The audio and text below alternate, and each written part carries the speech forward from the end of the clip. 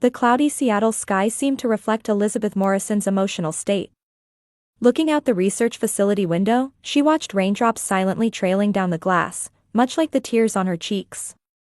"Dr. Morrison, there's a call from your daughter's school," her colleague Mary peeked through the laboratory door, pulling Elizabeth back to reality.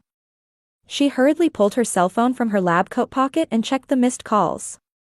3 missed calls from the school listed as her emergency contact. Her heart began to race. "Thank you," Elizabeth said as she quickly put away her experimental equipment and returned the call. Her fingers, usually steady and composed, were now trembling.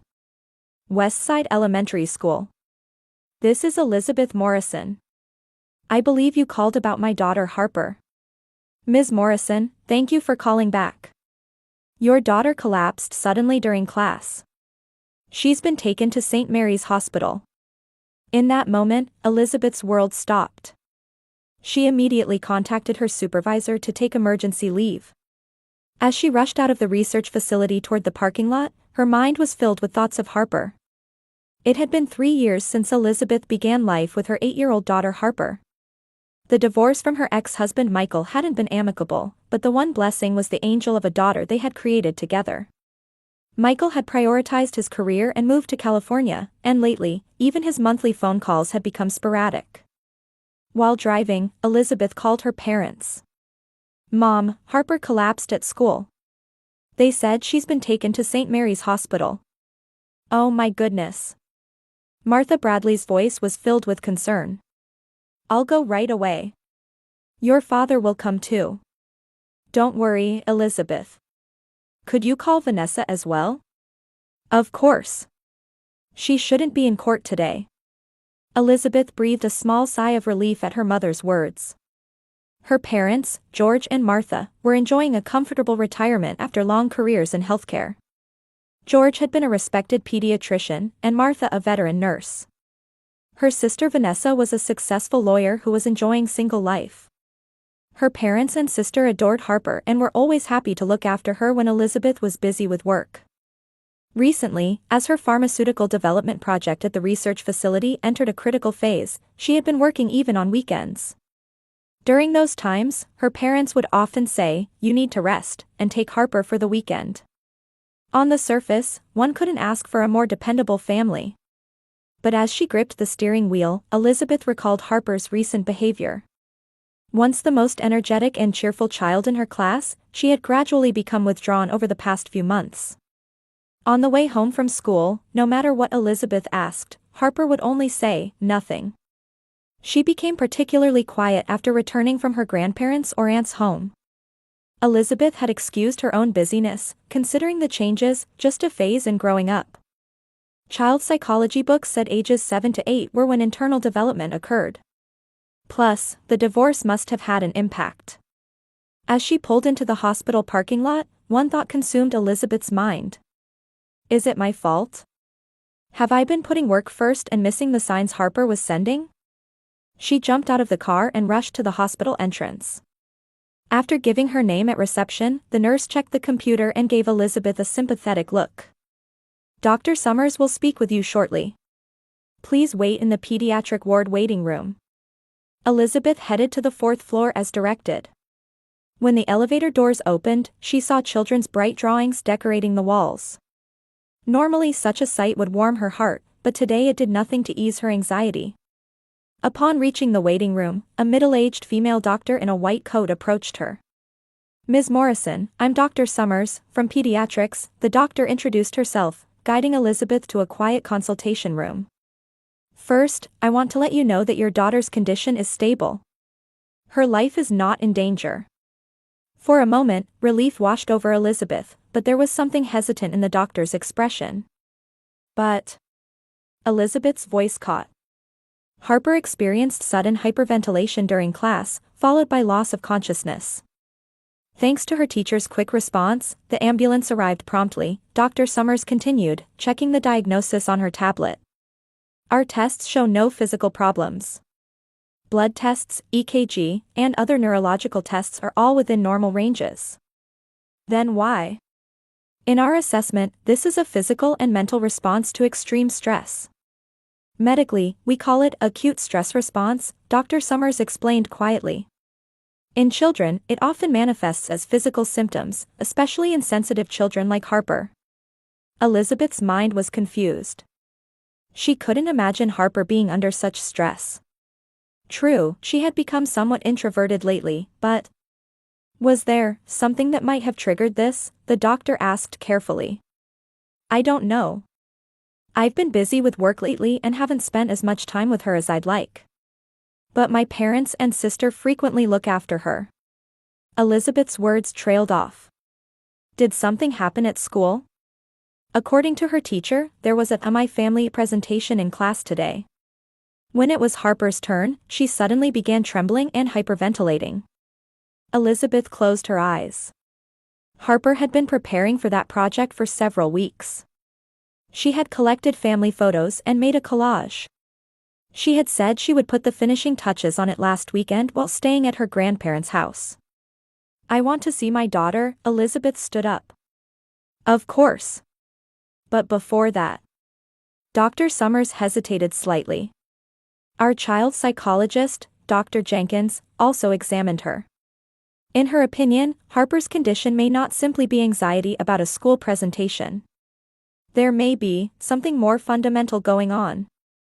Elizabeth felt her chest tighten. What do you mean? Harper was very defensive during her conversation with the psychologist. She tended to avoid certain questions, particularly about her family. Such behavior suggests there might be some source of. The doctor continued, choosing her words carefully. Some source of anxiety or fear. Elizabeth stared at the doctor in disbelief. Are you saying my daughter is afraid of something? We're still evaluating the situation, Dr. Summers answered calmly. But it's important to create an environment where Harper feels safe to talk. Having you nearby will help her feel secure. Elizabeth nodded and followed the doctor into the hallway. Her room is 412. Past the nurse's station on the right. As Elizabeth hurried down the hallway, a young nurse at the nurse's station stopped her. Oh, you must be Ms. Morrison, Harper's mother, the nurse smiled. Your family was in the room until just a moment ago. They were so concerned. Elizabeth stopped in her tracks. My family. Yes, her grandfather, grandmother, and I believe it was her aunt, the nurse said, trying to recall. They wouldn't leave Harper's side. You really have a loving family. Elizabeth sighed with relief, grateful that her parents and sister had already arrived, and continued toward the room. Just then, laughter came from around the corner. Looking in that direction, Elizabeth saw her parents and sister walking side by side. They were discussing something and laughing with surprising cheerfulness. Despite having just left a hospital room, their expressions showed not a trace of urgency. Dad, Mom, Vanessa, Elizabeth approached them. The three stopped and, noticing Elizabeth, their expressions changed instantly. Her mother Martha was the first to speak. Oh, Elizabeth. You finally arrived, her voice carried a subtle reproach. Don't worry, Harper is fine. She just needs some rest and she'll be back to normal. What did the doctor say? Just stress, her father George said with medical authority. Children sometimes experience these things. Especially. He gave Elizabeth a meaningful look. Especially when their home environment is unstable. Vanessa folded her arms and nodded in agreement. Harper is a sensitive child.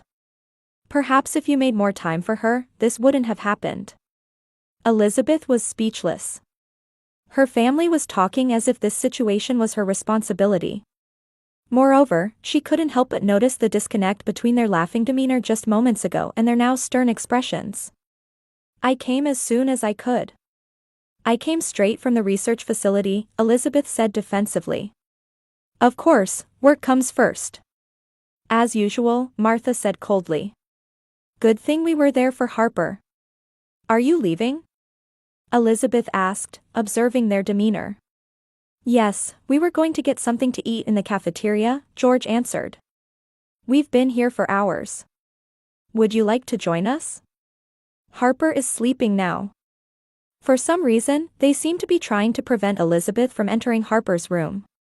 "No, I want to see my daughter," Elizabeth said firmly. The three exchanged glances. There was something in their look that Elizabeth couldn't quite read.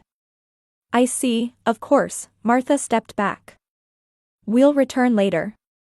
Call us if anything happens." They headed toward the elevator, once again whispering among themselves as they left. Elizabeth was enveloped by a strange feeling. Something wasn't right.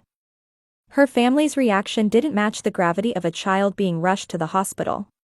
Suppressing the anxiety welling up inside her, Elizabeth approached room 412. She gently opened the door.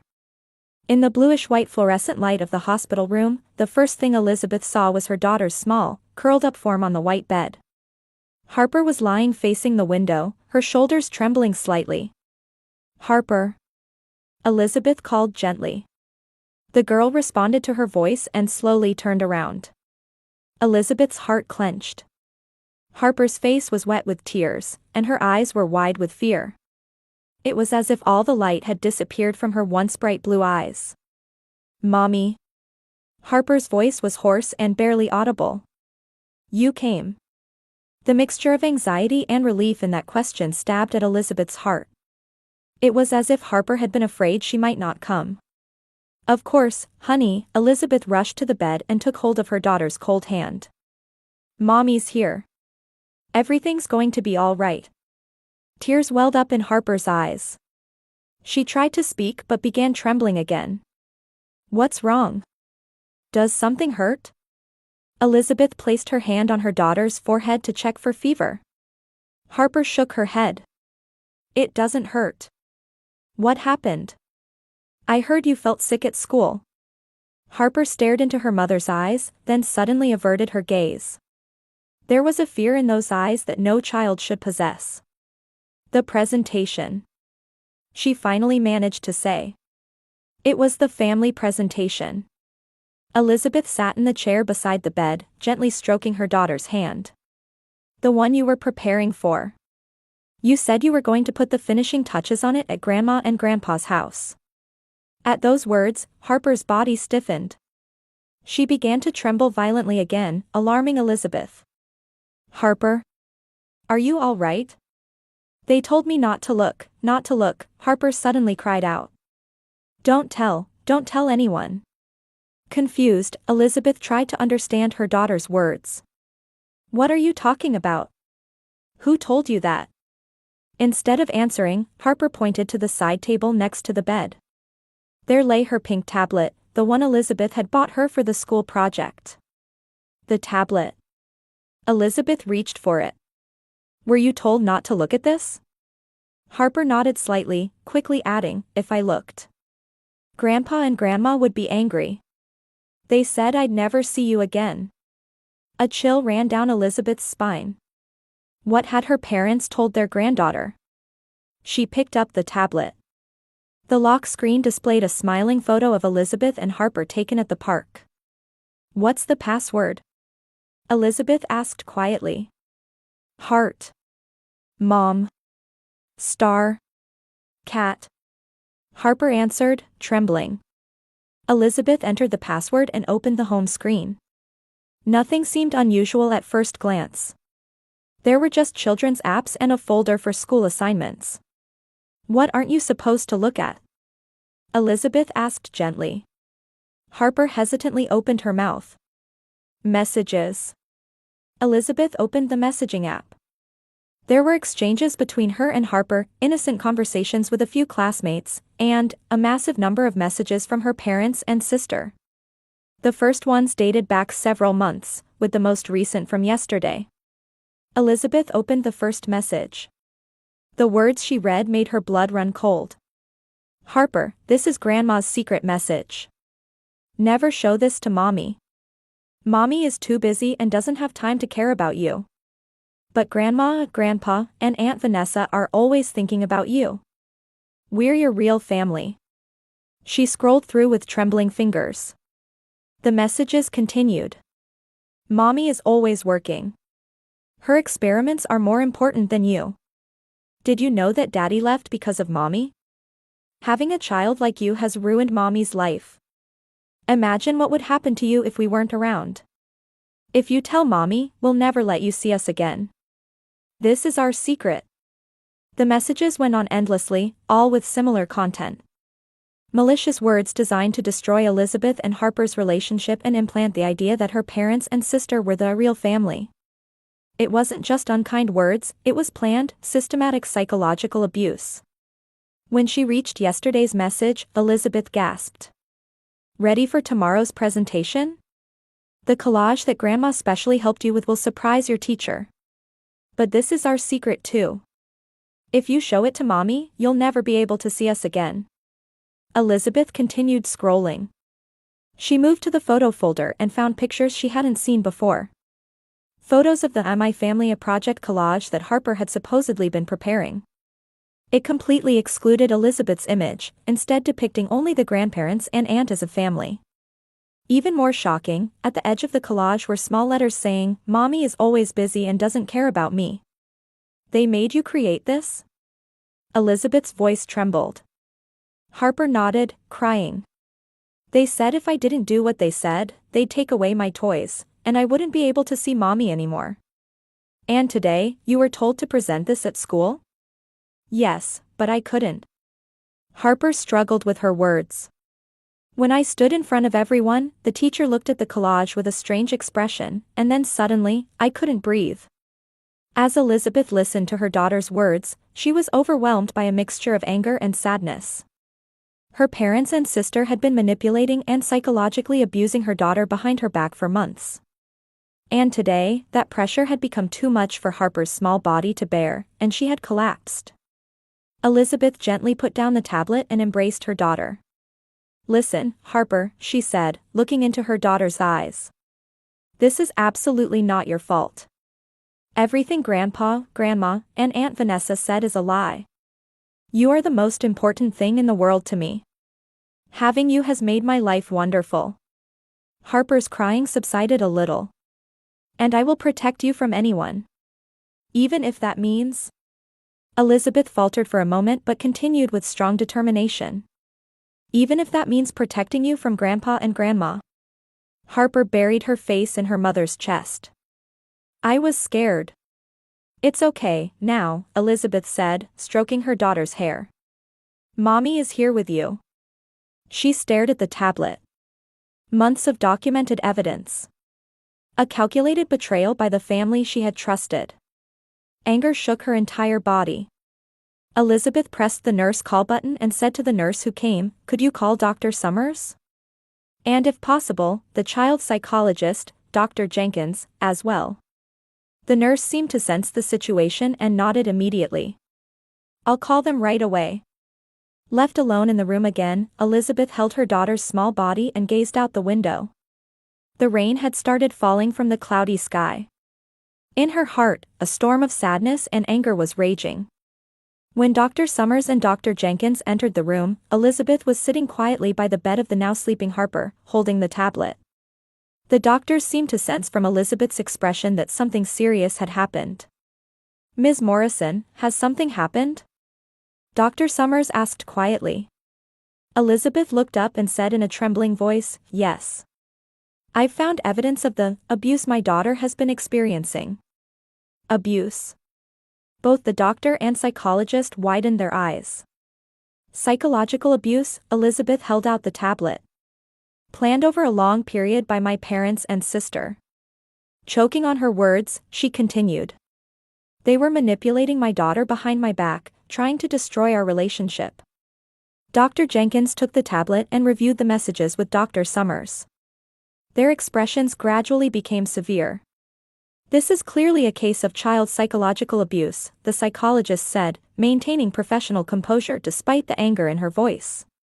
"Emotional manipulation of a child, deliberate destruction of the parent-child relationship, threats, all of these are serious abusive behaviors." Dr. Summers turned to Elizabeth. "We need to report this to Child Protective Services. We should also consider notifying the police." Elizabeth nodded, holding her daughter's small hand. "What should I do?"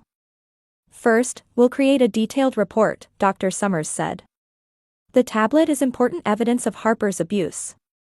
Let's keep it safely until we can submit it to the police. And, Dr. Jenkins continued, we need to have a thorough discussion with Harper.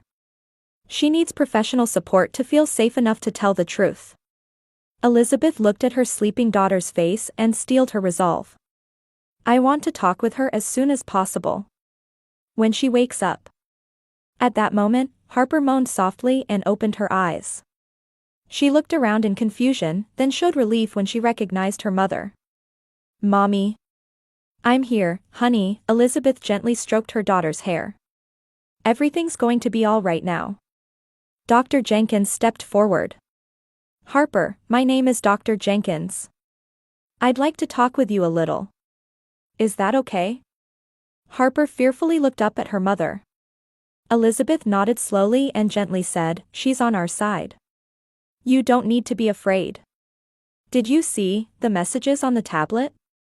Harper's voice was trembling. I did, Elizabeth answered honestly. Everything Grandpa, Grandma, and Aunt Vanessa said is wrong. You are my treasure.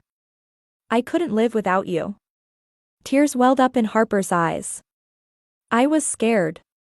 Grandpa said if I told, I'd never see Mommy again. That will never happen, Elizabeth said firmly. No one can separate us. Dr. Jenkins spoke to Harper in a gentle voice. Harper, can you tell us everything that Grandpa, Grandma, and your aunt did? Don't be afraid. You haven't done anything wrong. Harper began to talk, little by little. At first reluctantly, but gradually the words flowed more easily. She spoke about the indoctrination that took place every time she stayed at her grandparents' house, disguised as Mommy's secret, how she was taught that the real family was not Elizabeth but them, and how they had manipulated her school project. As she listened to the story, Elizabeth's heart felt like it would burst. She couldn't understand why the family she had trusted would try to separate her from Harper. Why they would do such a thing. Elizabeth murmured. Suddenly, the door to the room opened, and a nurse hurriedly entered. Ms. Morrison, I'm sorry. Your family has returned and appears to be heading to the room. Elizabeth's spine froze. She looked at the doctor and psychologist. Please don't let them into the room. Dr. Summers immediately instructed the nurse, call security. And tell them that visiting is restricted for the patient's rest. Elizabeth stood up. No, I'll meet them. She clutched the tablet in her trembling hand. Dr. Jenkins, would you stay with Harper? The psychologist nodded, saying, of course. Elizabeth took a deep breath and headed for the door. It's time to put an end to this situation. In the hallway, her parents and sister were standing in front of the nurse's station. Their expressions, unlike before, now looked concerned. Elizabeth closed the door to the room and approached them with determined steps. Elizabeth, her mother Martha smiled. How is Harper? Don't you think it would be better to let her rest a bit more and then take her to our house? You have work, don't you? That's right, her father George agreed. Rest is best for children. We'll take care of her, so you don't need to worry. Vanessa nodded. That's right. Your stress is affecting Harper. Don't you think it would be best to stay apart for a while? Elizabeth listened to their words, trying to maintain her composure. However, the gap between the evidence she had seen on the tablet and the false kindness she was hearing now fueled her anger. I've seen Harper's tablet, Elizabeth said quietly but firmly. The three expressions froze instantly. What are you talking about? George asked, but there was obvious tension in his voice.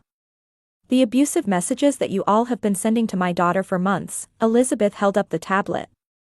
It's all here. Mommy cares more about work than you, your existence has ruined Mommy's life, we are your real family. What are these ugly words? The color drained from Martha's face. That's a misunderstanding.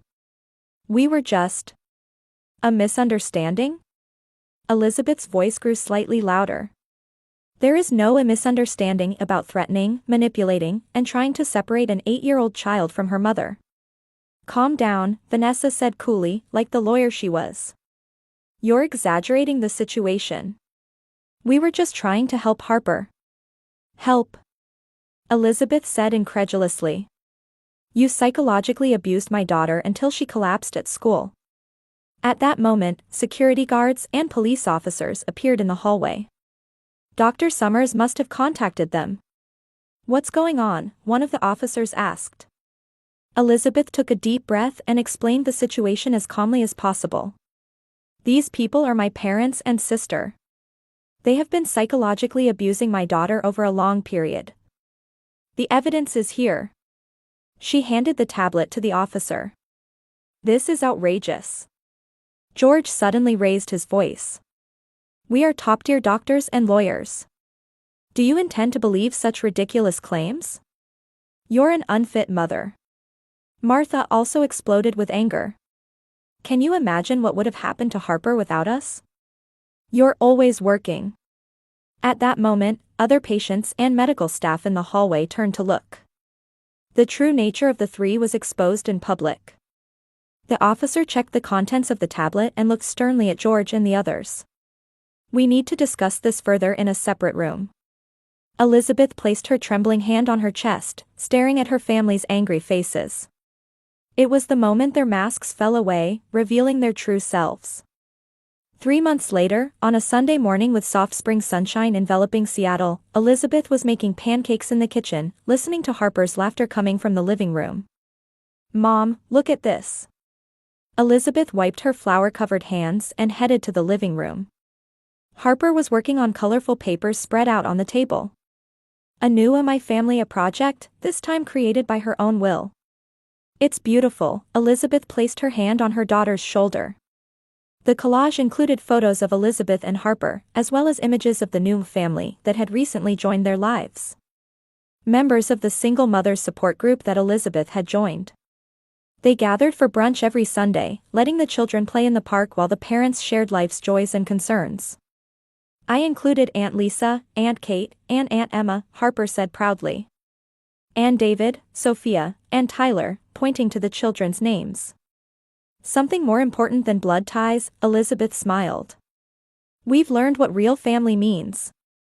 After the incident, a restraining order was issued against Elizabeth's parents and sister. Based on the findings of Child Protective Services, they were never allowed near Harper again. Their reputation in the community collapsed. George received a severe warning from the Medical Association, and Martha was expelled from the Retired Nurses Association. Vanessa was fired from her law firm, and the three moved to another state. The civil lawsuit Elizabeth had filed was still in progress, and they were facing the consequences of their years of possessiveness and control. Harper met with a kind and understanding therapist twice a week, gradually healing her wounds. At first, she suffered from nightmares, but now her smile had returned, and she was enjoying time with friends at school. Elizabeth's workplace also showed understanding of her situation and introduced a flexible working system. This allowed her to continue her important research while still having time to attend Harper's school events and make dinner together. Mom, what time are we going to brunch today? Harper asked. At 11. Let's eat our pancakes before then, Elizabeth smiled. Would you like to help? Harper ran happily into the kitchen. As Elizabeth watched her daughter's retreating figure, she was filled with deep gratitude. The unforgettable scene from that hospital room was still vivid in her memory, but it had left her with a valuable lesson. True family is not bound by blood alone, but created through love, respect, and mutual support. Now, a warm circle of a chosen family, bound by such ties, surrounded her and Harper. It was a bond far stronger than blood, a true connection. As the sweet aroma of pancakes spread throughout the house, mother and daughter enjoyed their new Sunday tradition. Their hearts were no longer filled with fear, but with hope for the future.